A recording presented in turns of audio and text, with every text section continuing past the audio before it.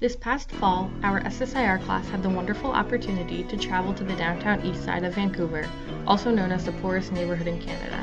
Throughout the semester, we had been reading, discussing, and learning about poverty and the various ways communities try to combat its effects. Our readings and discussions were rich and informational. However, after arriving in Vancouver, we quickly realized that nothing we had done in class could compare to the experiential learning we would do while immersed in the culture, life, and hardships the people in the downtown east side are faced with every day.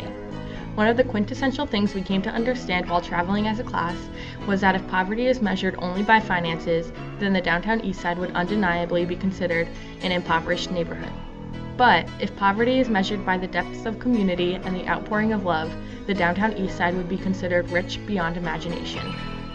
We believe that there are two groups that we visited with while in Vancouver that highlight what it means to be an organization that follows a working with model of social change to make a difference.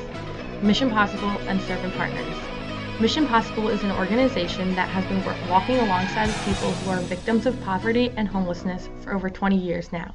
They believe that their work can be summed up by three words: people, purpose, and paycheck.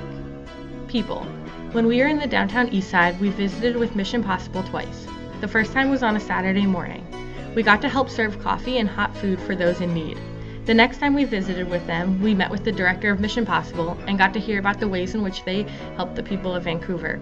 We learned that they provide assistance in the form of food, clothing, crisis counseling, referrals, and spiritual support. They stress the idea that lifelong change always happens from the inside out and from the bottom up. Purpose.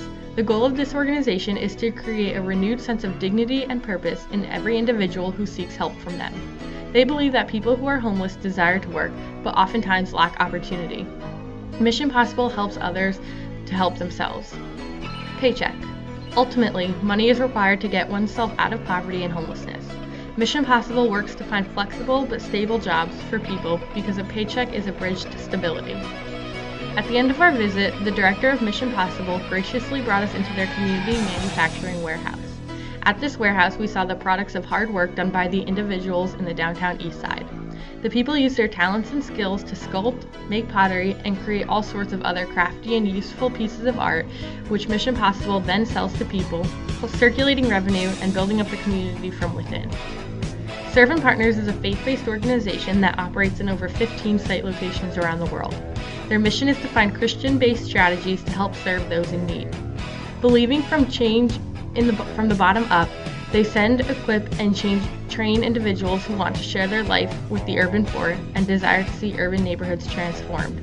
They see themselves as catalysts for change while emphasizing relationships, flexibility, creativity, and risk-taking in ministry.